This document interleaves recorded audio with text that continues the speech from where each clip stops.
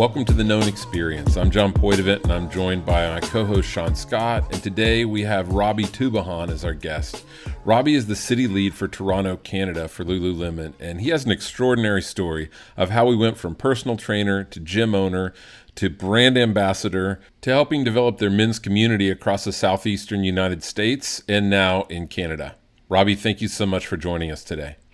Good. Thanks for having me, fellas. Appreciate it. Yeah.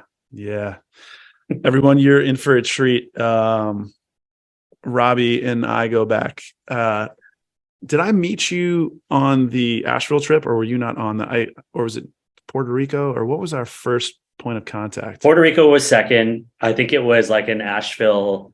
It was in Asheville. It was the Asheville trip. Yeah. So everyone, I didn't at the time, I didn't even know that Lulu had a men's line, and I was approached in my business in West Palm Beach by this girl at the time, and she's like, "Hey, I love what you do, and I think you should go on this trip." And it's I can't give you any details. And so I went home and I told my wife that, "Hey, so this woman approached me at work and said that she likes what I do, and I need to go on a trip to Asheville, and I think I'm going to go." And it was a 10-mile, I think it was a 10-mile or something, silent hike trip. And I got there. It was a pivotal moment in my personal life. It really was.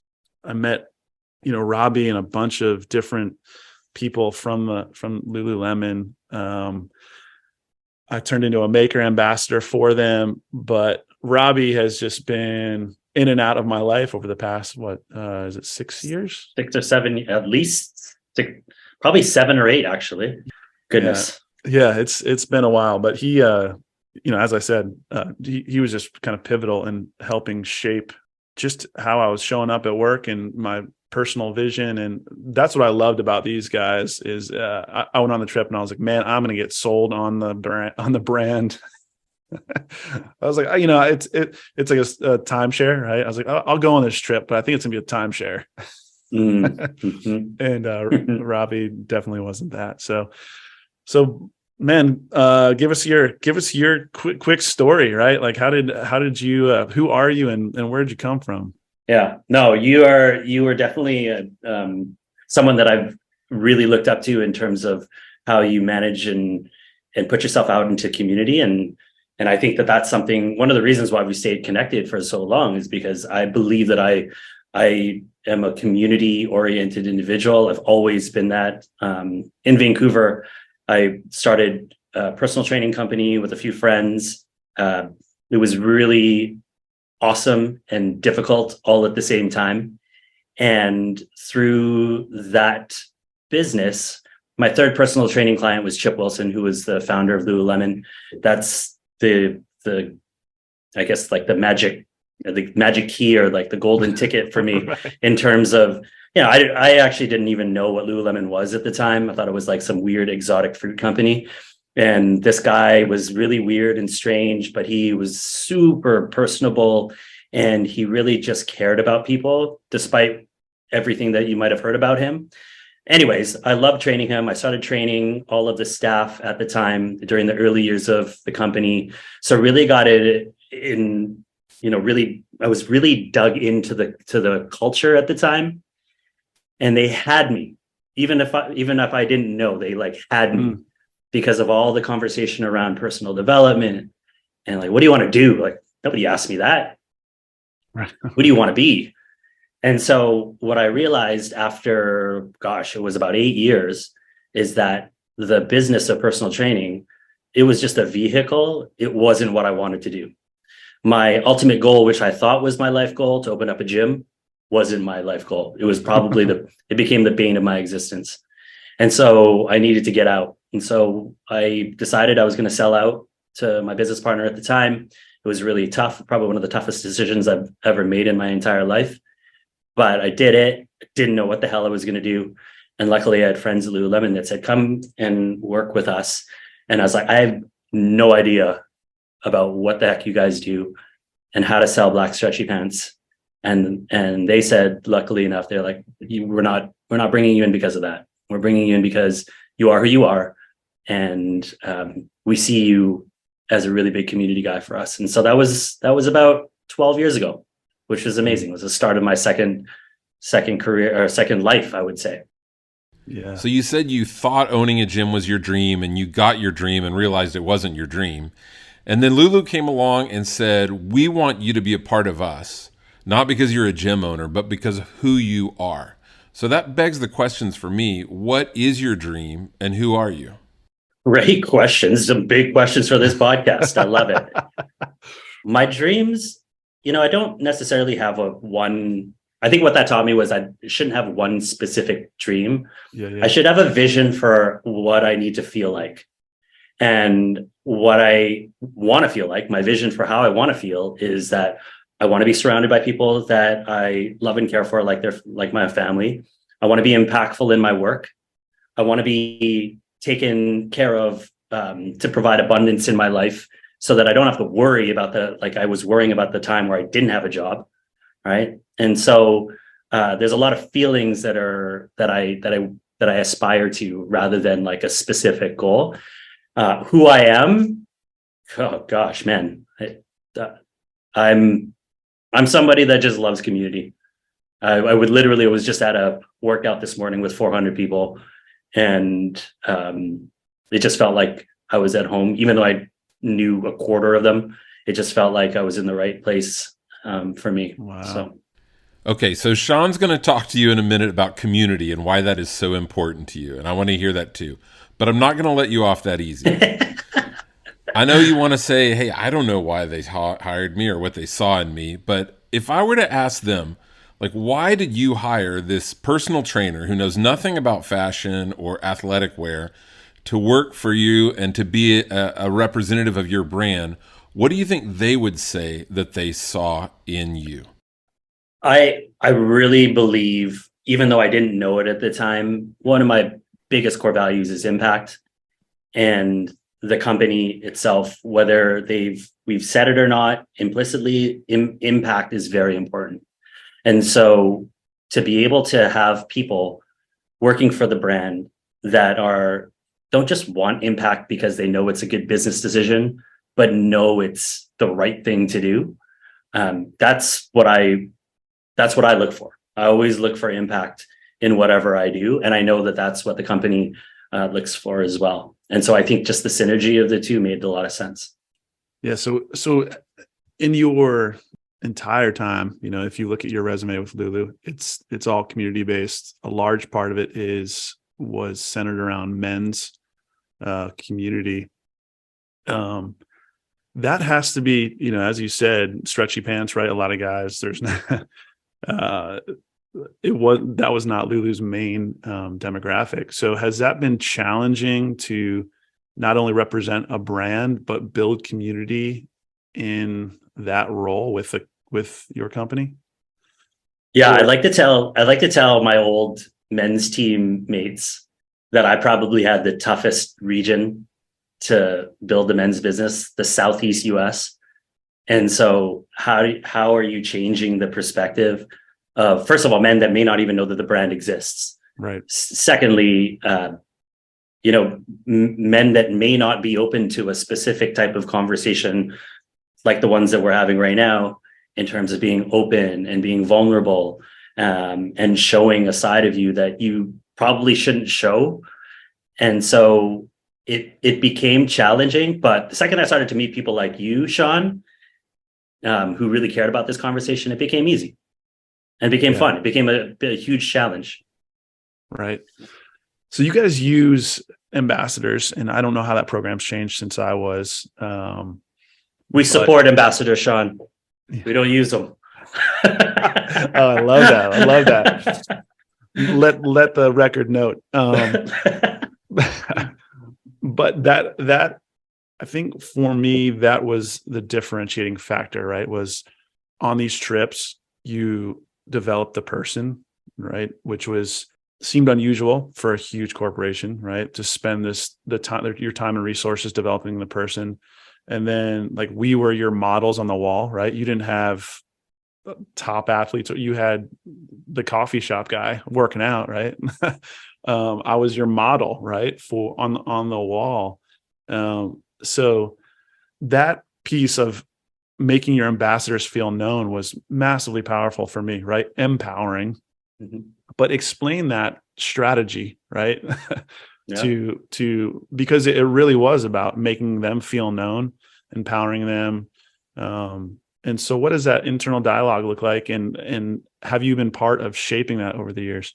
Yeah. I was, part of my role was, one of my roles was the ambassador program manager. I actually wrote that job description for the company because I was an ambassador in 2006. There wasn't a centralized manager role for that program. It just all existed from store to store. And so I was like, this is kind of weird that we don't have somebody overseeing it. So I wrote the job description, put it on the desk of my boss for about a year. Like, we need this job. And finally they said, okay, let's do it. I don't know how much impact I had on the role at the time, but it now has its own team now, and it's global. So it's like this cool little piece of my legacy that I'm super proud of. But it did give me a lot of insight into what was needed for our ambassadors. And so when I think about an ambassador and what they're up to, right? So they're usually entrepreneurs. They're usually people that want to create impact. They usually need some type of support and amplification of who they are and what they're up to. And it became our way of supporting their community. So it's a bigger difference when a company like Lululemon goes out and does things and gives money to communities versus if we were to get behind individuals and really support what they were up to in the way that they believe their communities needed to be supported. Yeah. There's something that's very resonating about that. And also it's very different from how other brands are doing it. We're not paying $90 million for an athlete over the course of 10 years. We're really wanting to support, anybody from, a coffee shop owner to somebody who's just starting their personal training business. But yeah, I think the authenticity piece is the biggest part is that we want to make sure that we're in great, authentic relationships with every one of our ambassadors. And so that they can connect to their communities in a really authentic way. Robbie, if I'm honest, when I hear leaders talk about authenticity and vulnerability being values, and I disclaimer, those are values of our podcast. But I feel like as a leader, whenever you say those things, it's almost like they can become contrived and edited and very strategic versions of authenticity and vulnerability, which by its very nature, it's no longer authentic and vulnerable, right? If you're really calculating in how you do it. So how do you think with an organization like Lululemon, how do you think that you can maintain the authenticity of authenticity, if that's even like the right way to say it? I don't know. Integrity? Yeah. The integrity of authenticity, right? That's a really good question. I don't know if I have a great answer for it, but I do know this. When we're selecting ambassadors, for instance, there's a lot of intuition and a lot of gut feeling that we place in a decision. We don't look at a resume. We don't see like this is what this person has done.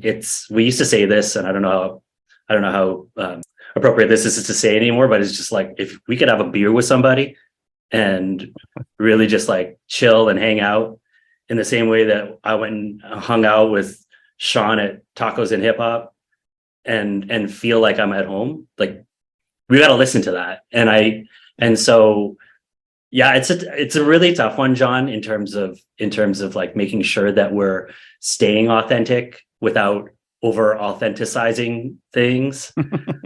That's even a word. But regardless of how difficult it is, it's so important, and it should never be forgotten. Should never be like put by the wayside. Yeah, it kind of reminds me of something I heard someone once say about leadership. They said, if somebody wants leadership, I don't give it to them. But if they want responsibility, I give them both. And I kind of imagine that that's how it is with Lululemon, right? People so much want to be affiliated with your brand that if they're overzealous about it, they might not be the kind of person you're looking for. Ooh, yeah, John, sorry to interrupt you there, but this is like hot tip for anybody who's thinking of wanting to become an ambassador out there. When somebody comes to us and says, I want to be an ambassador, it's probably a red flag that you're not going to be an ambassador. Usually we find the ambassadors because they're just doing what they're doing in the community, and they're doing it without any questions. It's the whole giving without expectation type thing, especially in this day and age now with all the influencer, the society of influencers that we have. When somebody wants to be an ambassador, you have to understand like what are their motivations behind them wanting to become an ambassador. So yeah, if you're listening out there, play hard to get, act like you don't want it, and maybe they'll give it to you. Just do it, do good, do what you're doing. Right. Yeah. Be consistent. Yeah. You know, one thing I do with my side hustle, vicarigroup.com, blatant plug, is help leaders build organizational culture. And one of the most important parts of that is that you build the organization by filling it with people who embody the very culture that you want to see expressed there. And I see this as such a big part of your story. You were attracted to the founder and the staff, not because of their clothing brand or their aesthetic, but because of the culture, because of who they were. And then they hired you based on culture and chemistry, who you were, and that you embodied what they want Lululemon to be. And then they said, we can train you to do all the other things. We can teach you about the industry side of the business. So I'm just curious, what, with culture being such a huge value for who they are, what they do, how do they maintain that culture? What do they do intentionally to carry on and maintain the culture that's at the heart of the organization?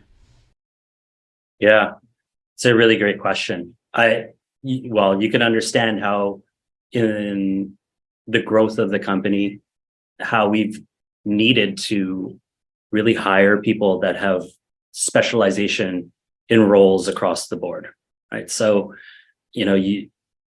before it would have been easy just to say, hey, that guy's a good guy, bring him in and we'll teach him the skills to be able to work at the company. And now it's this, we're a multi-billion-dollar global company that needs specific people in specific roles.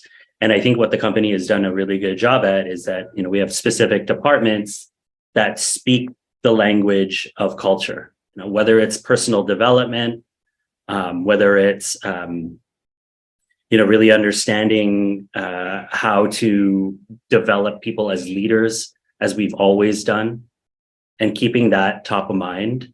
And I think our leaders have been very, very consistent with that conversation, regardless of how they've turned over the last couple of years. So we have a lot of people that didn't grow up with Lululemon, who are being introduced into the culture, as senior leaders, and yet there's still a really strong connection to culture, because I think they truly believe that that's something that needs to continue. And that's essentially our secret, not so secret sauce.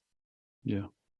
What tools do they give you, Robbie, and those because we're this podcast is around knowing others, knowing yourself, the curiosity behind it all, and just the work that it takes, so in developing community and creating the culture that we talked about, it also requires them focusing on you as an individual. So what have you experienced? Maybe there's a powerful moment that they provided you, there've been so many, Sean. Like, I used to tell people, I believe that Lululemon is a leadership development company before it's a retail company.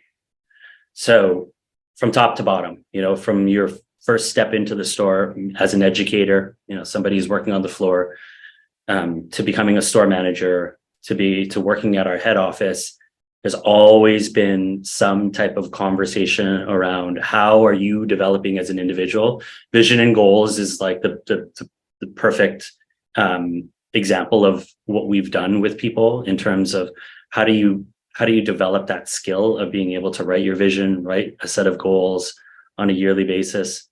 I mean, I've been trained as an internal coach. Like I've gone through CTI coaching to be able to coach internal staff. There's a program, it's a beautiful program that we've developed over the last couple of years. Emily Cardeman, who's the leader of that program, they basically created a program where we've trained up, and I think now it's something like 200 coaches to be able to internally coach staff members through career coaching, through parenthood, through just like life coaching, on demand. If you just need 30 minutes to talk to somebody, I mean, that is such a beautiful example of the type of things that we're doing to support our people, and not only support our people through like the hard times, but actually like elevate them to this place of leadership. I love that idea that you're a leadership development organization that happens to sell athletic wear. Mm-hmm. Simon Sinek talks about how we are all called to develop and elevate the people that we're leading. That he even says that leadership in some ways is reparenting. I want to share this quote from J.W. Marriott. It's one of my favorites. He says, "Motivate them, train them, care about them, and make winners out of them. We know that if we treat the employees right, they will treat the customers right. And if we treat the customers right, the business will take care of itself." Does that strategy feel similar to what you've experienced at Lululemon? Yeah, I agree with everything, except I would put the way that we've done it or the way that I've experienced it at the company is care about them is first. So I've always felt the care first before anything else. And that I think makes a huge difference. And I think it's one of those things that signifies job satisfaction. When they've done studies on it, it's like, how much does your boss actually care about you, or how much do you perceive your boss caring about you? And I think that that's one of the things that I've always felt from any of my leaders. Shout out to all my managers out there. So you moved back to Toronto from Miami.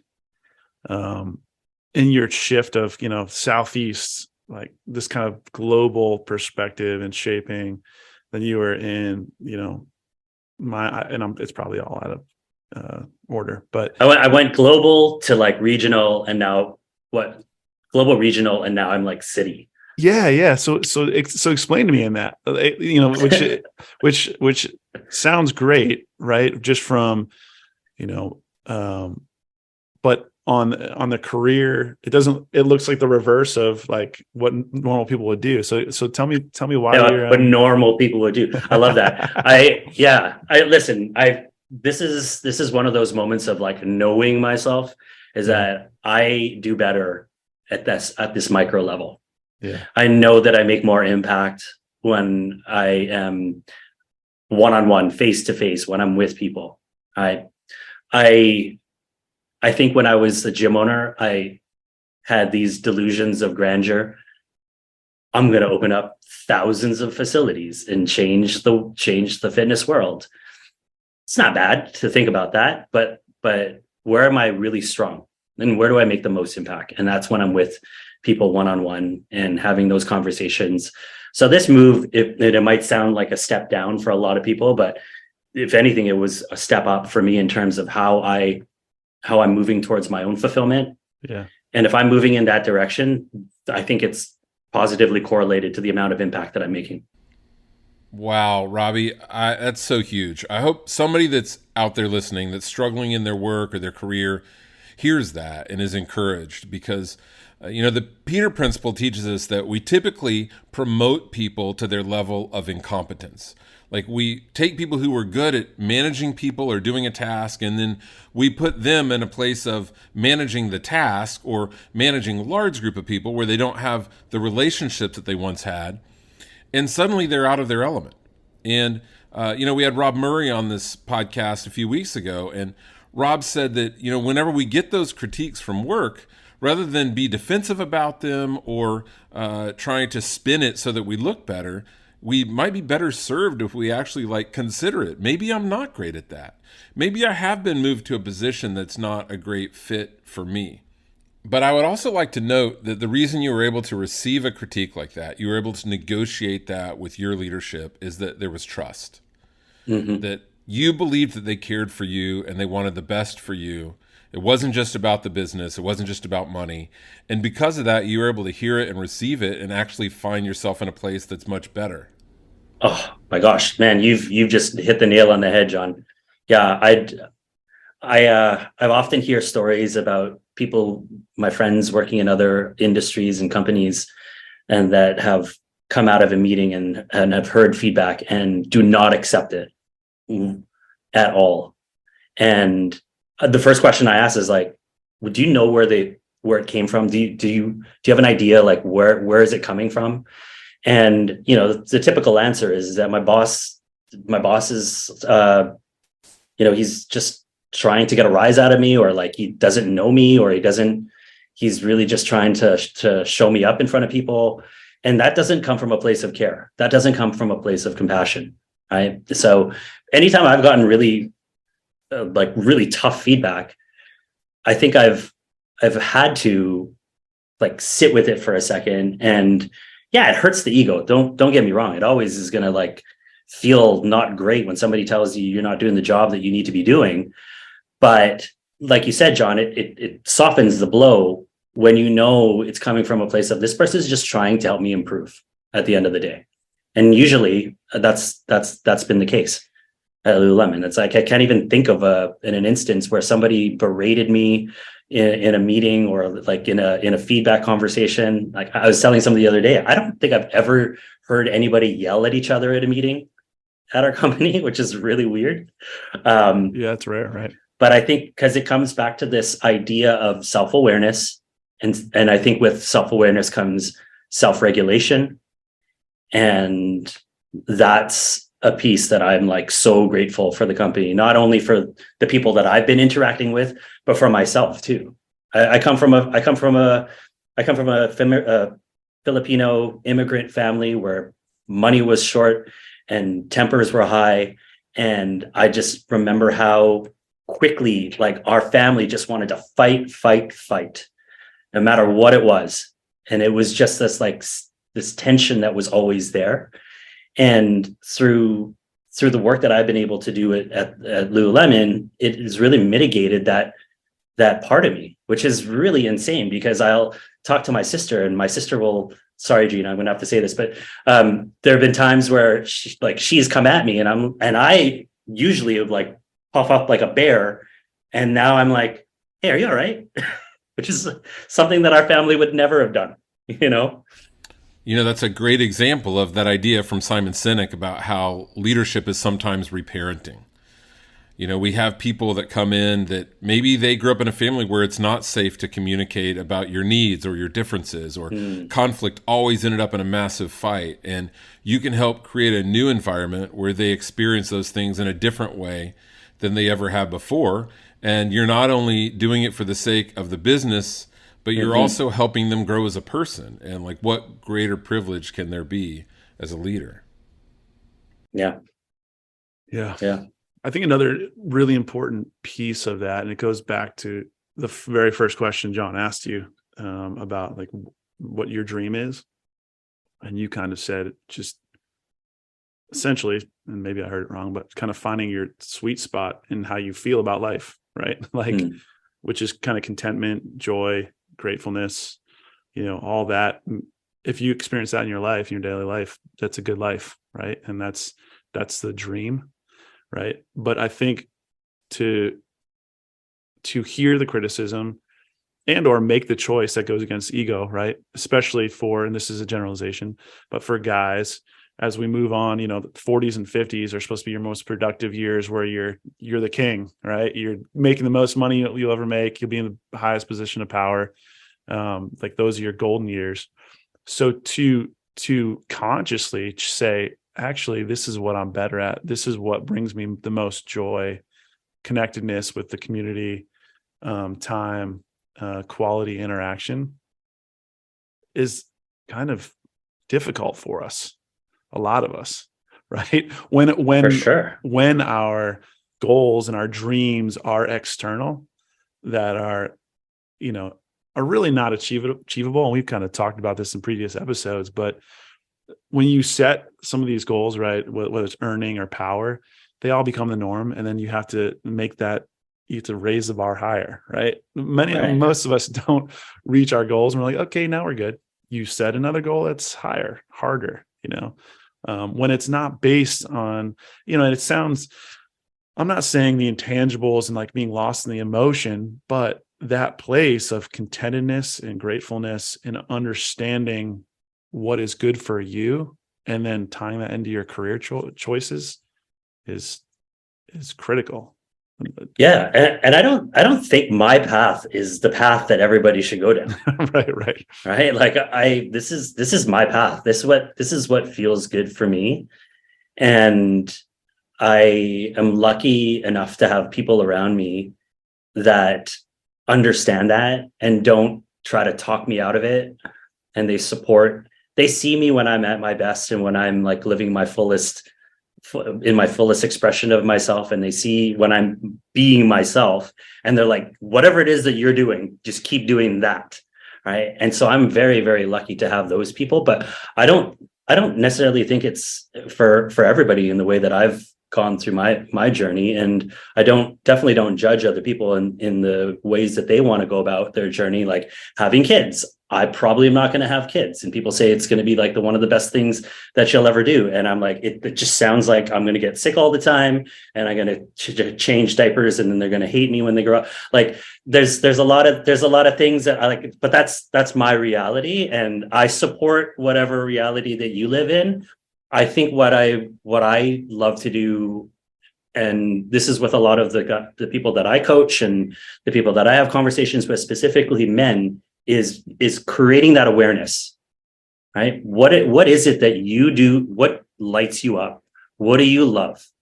And not love because somebody else loves it, or not love because you just love the taste of pizza, but what actually lights you up, And I think, can't remember who said this, maybe it was Dave Chappelle, but he said, men haven't been afforded the time to think about that. And I just so happen to be, I'm 47, so I've had a lot of time to think about that and to reflect.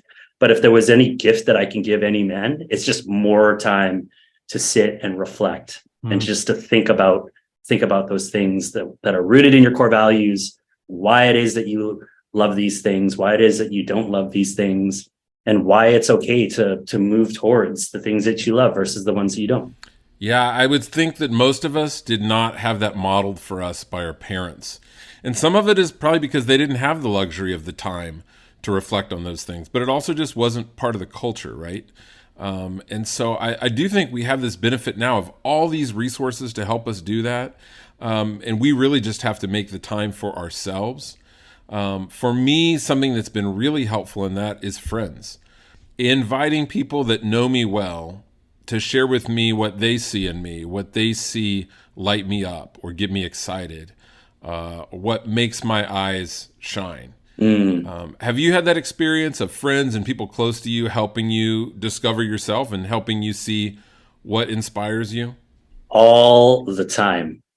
And I used to hate it when they would say that stuff to me because I didn't want to change, because I wanted to keep the status quo. And I knew that if I was to chase whatever feeling that it was at the time, I'd have to change specific things in my life. And so, along with understanding that, having that awareness and having somebody point out to you, there might be a different path. There's this thing of pattern recognition and pattern breaking that becomes so important to be able to, have the courage to be able to do that.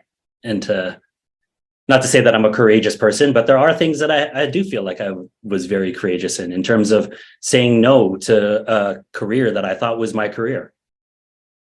I had to put my foot down. It felt awful at the time, but I didn't know that I was being courageous. I just knew that I was at rock bottom and it didn't feel good. So what practical tools would you give a guy that may be living a life that isn't supported in any of those ways, right? Like how do they start the journey? Because it's probably not going to be a buddy. Maybe it is, right? Maybe it's, as Kurt, one of our previous guests, said, he's the guy in his group that they're like, oh, here goes Kurt again. That's me. That's me. Yeah. I got a vision and goals award at my CrossFit gym one year. The guy most likely to take you through vision and goals. That was me. but it's actually really important, right? So are there kind of some foundational practices that you share to anyone, like, hey, just start doing these to help? Number one, therapy. I think every individual, whether things are good or bad, I think it's a really great practice to see a therapist or a counselor. And I think that's one of my goals in life. If I can help dispel the stigma of therapy, it's been so helpful for me. And the reason why is that, you could have your buddies like me that you can talk to and break things down with, but therapist is a trained professional. They can get you through specific things that you don't even know exist. That's the first step, I think. And then after that, for me, it's very simple. It's like developing habits and strong rituals. Atomic Habits, like if you haven't read the book Atomic Habits yet, you have to read that book. And one of the reasons why I love that book so much is because it's not just about this idea of changing habits. It's about identifying yourself, or like creating a new perspective of how you identify yourself. So instead of being somebody that, you might think of yourself as somebody that, man, I just lack integrity, right? It actually helps you think about the idea of like, I want to be somebody that lives with a lot of integrity, is known for integrity, and I have habits that are going to back that up, right? So it really gets you to think about like the self-identification piece first, rather than just like looking on Instagram and seeing, I need to start this, and that, and doing all these habits for no reason at all, if that makes sense. Absolutely. And I too do not recommend scrolling Instagram for figuring out what to do next with your life. But I do recommend therapy, and the book Atomic Habits is great in helping us bring some discipline to that. What else do you practice on a regular basis that just helps you stay more connected with yourself, your thoughts, and your feelings? So journaling is something that I do on a daily basis. And whether it's journaling, free, just writing like free association, or I've used like the journaling books that have specific prompts. There are great apps out there that you could use to just ask you a question. And it's just this practice of reflection that I think is so important. And once again, it goes back to this idea, you're taking the time to get to know yourself better and to reflect on specific things, even if it's 5 minutes per day. And then, from a community standpoint, it's a little bit of a tougher one, because, everybody has their specific tolerance levels with community and how they interact with community. But I think it's something that's I've just been hearing a lot of, is who you're surrounding yourself with. Is like you need to take account of your community. Who makes you feel good and who doesn't. Yeah. And I have to tie this part in because this is who you work for, but on the physical side, right? Like what's your view on the discipline of, whether it's yoga or running, or like what role does that play in your emotional health, and what do you encourage people to do? Man, the whole sweat once a day thing sounds so cheesy when I say it, like the sweat once a day, but there is science behind it, right? There is like true science behind it. Whether you're getting up and moving, even if it's just going for a walk. Gosh, I've been reading a lot of really amazing stuff from the Huberman labs about, getting, 10 to 15 minutes of sunshine in the morning, or specific light. And then, man, I think it's, I love podcasts or information sources like that, because I become the science experiment. What do I need to try that is going to work? What doesn't work? I've recently been messing around with like a sleep routine that I'm realizing doesn't work.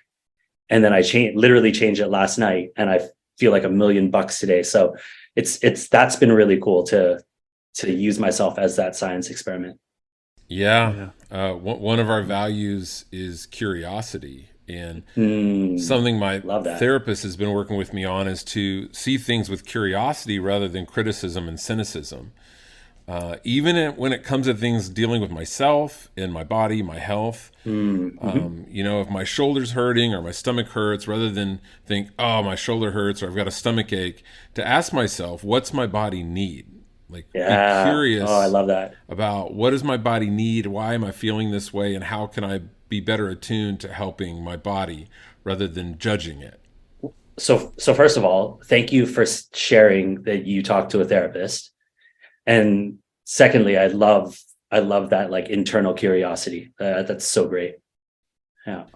Thank you for sharing that. Thank you. It is something I mention often on here because it is something I want to help destigmatize, especially among men, that we get help when we need it mentally and emotionally.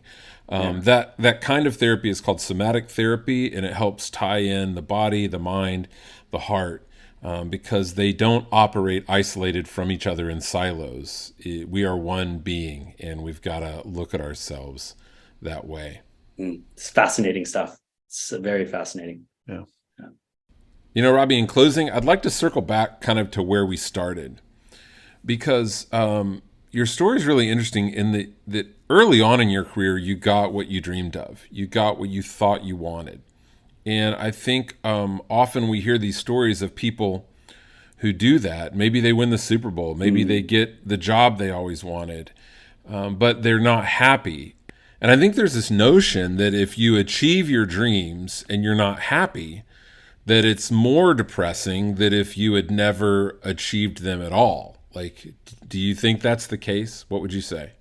Is it more depressing? I'll say this. Okay. So like, there's an icebreaker question that I always put out to groups when I'm facilitating group sessions or whatnot. And it's, if there was a movie that was made about your life, what would it be? Right. And so I always say Shawshank Redemption for my life. Not that I've been to jail. I've never been to jail. Just wanted to clear that with everybody. But it's because I was in a jail for a certain amount of time. And I got out.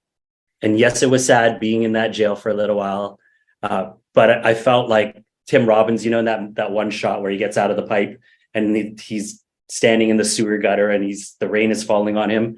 Like that, it could be the saddest point, but it's that like low point before you hit the high. Right? So I think that there's something that's really beautiful about getting to a point where you've hit someplace where you thought that you were supposed to be at and it's not there.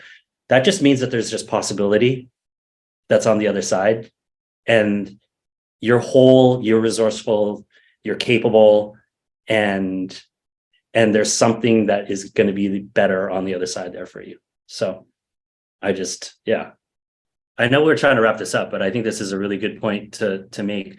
My identity, if you can imagine, for the last 23 years has been wrapped up in my identity as Robbie from Lululemon. And so how do I decouple that? Right? And there have been a few moments over the last few years where I've really been challenged in terms of like, who am I if I'm not working for Lululemon? If I'm not Robbie, the community guy there? And honestly, I'm not a person that gets scared or terrified often, but the thought of that terrified me. And then I had to get curious, like, why does it terrify me so much? What is it that I'm tethered to that is making me feel like I don't have an identity if I don't have Lululemon? And so it put me onto this path of curiosity and really I'm trying to understand what are the things that are truly important to me? What are the things that truly light me up? And then to go all the way back to your original question, John, who am I? I'm Robbie Tubajon. I am not Robbie Tubajon who works for Lululemon. At the end of the day, even though I love the company, but I have my own identity, and there's something beautiful about being able to see that now. Yeah. So Robbie, you've talked a lot about your journey from entrepreneur in the fitness industry, having this dream of not just having a gym, but having multiple gyms all over the country, realizing that your dream wasn't really your dream, and kind of the grief of that, I'm sure, of a dream dying, and then kind of discovering a new sense of self and fulfillment. For guys that are listening to this that may be in this place of like, man, I've journeyed for years to try to get where I'm at, and I'm not happy. I don't even know what my dreams or desires are anymore. But I feel like I've got to make a change because I'm dying inside.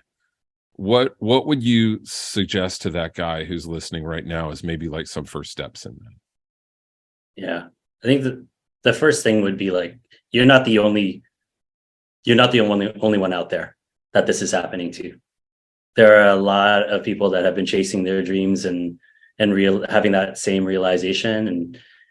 And the more that I talk to guys and open up about my experience, the more that they open up about theirs. And it is more common than you think.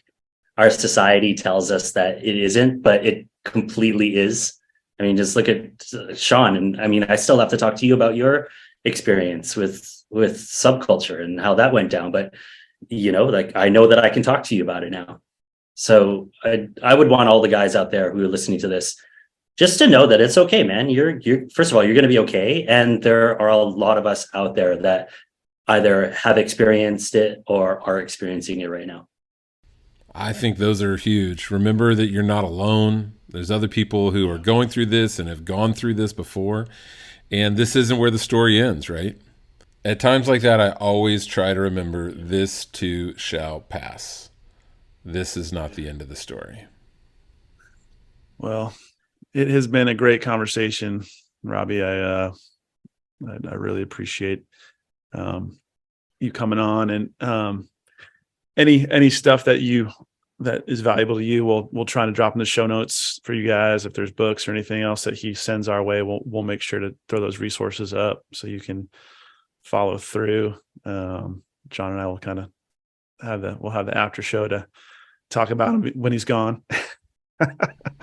Yeah, Robbie, we do this segment called After the Interview where Sean and I actually sit around and talk about you after you leave. So you're going to have to subscribe to the podcast to hear that part. Oh, that's how it works. That's how it works. Yeah. Sneaky podcasters. Well, buddy, it's been great getting to know you and having you on the podcast. Would love to have you come out on one of our adventures with us. I think that would be a blast. 1,000%. Yeah, let me know. Yeah, let me know for sure. And I'll be looking for those Lululemon pants in the mail. Just got to send me your info, bro. I'm a large. Okay. Thank you again, Robbie. Thank you, everybody, for joining us. And hang around about 15 seconds, and we'll drop into After the Interview.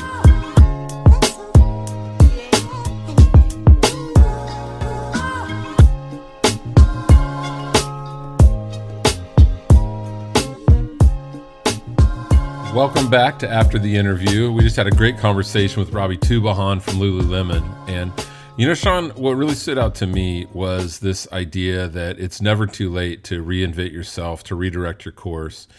And that may not seem like we're going up and to the right. It may even seem like we're going backwards, but we're getting more in tune with what we really find joy in life, or where we really find ourselves called to be. As somebody who's a serial entrepreneur like yourself, you've reinvented yourself many times. You've had successes, you've had failures. Is that something that resonated with you also? Yeah, no, it did, and it made me realize, with his help in particular and others in his organization, they're like, you cannot underestimate culture, right? And you actually have to be active. So it's not just about hiring the right people, it's about taking care of them, and like their further development isn't just their job and they have to show up and do well and be a good person. This is going to take a concerted effort on your part, and that's what's going to separate you and create the culture that you want. It's not just you telling them what the culture is going to be. It's not just that simple. And but then I think just the whole identity part is so critical too, right? That we were talking about, and that we kind of touched on, but in extracting our identity from what we do, through identifying our core values, right? I think a lot of people haven't done that work. Again, not because they don't want to, but it's how do you get there, right? There's 50 things I could pick. I don't know. I love doing a lot of things. Exactly. And, Yeah. it's really a challenge when your identity is so wrapped up with your job. One thing that Robbie said was, I just was always identified as Robbie, the Lululemon guy. And that can be a challenging thing to deconstruct. Who am I? And that's easier if you leave a job like you and I did and go somewhere totally new and you have to start from scratch, or if you lose a job. But how do you do that while you're in the middle of your job? And he said it really came down to identifying his core values and his sense of mission. And he suggested that we maybe do that as a podcast in the future, helping men define their own mission in life and their own core values. And I think that's a great idea. Yeah. Yeah. And I don't even know if I'm the guy to do that. I feel somewhat that process was always difficult for me. There was a lot of gaps whenever I went through that with them. And, they'd ask me a question and I'd talk about the us. Yeah. I think we always want to have the perfect answer for those things. Yeah. And when you operate, for someone like me, where I tend to operate out of my intuition, which is kind of undefined, right? But when you get used to, I'm a bit of a procrastinator, but my personality type, I always can pull it out and it's usually good work and people usually congratulate me. So it's the same thing with that, right? I'm like, oh, my gut works. But I never really put the work into, oh, what does the gut mean? What is it even saying? Are you like, what are you listening to? Like, what is that feeling? And so when I was way out of shape in that context. So it's just not easy, but. Yeah, I can totally relate to that. And, as people that are more kind of gut centered and less strategic, maybe about things, I think it's a challenge to us to really take the time to articulate those things. And there's a lot of great tools out there that will help us. I know you've used some through Lululemon. I do think it would be a great idea for us to revisit that on a future podcast. I also hope that Robbie will join us for one of our known adventures. For those of you that are new to this, we take trips several times a year with men where we bring one of our podcast guests up to a beautiful place in the mountains. We enjoy the outdoors some, but we also have some intentional conversations and some exercises or practices that help us discover ourselves and really get to know each other and find strength in that. So follow us on Facebook if you want more info on that, or our website, knownexperience.com. Also, if you haven't yet, subscribe to this podcast on whatever platform that you listen to podcasts on. That way you'll know whenever we have a new episode up. And please feel free to share with your friends. On behalf of Sean and myself, thank you for joining us once again, and we hope that you continue to experience the power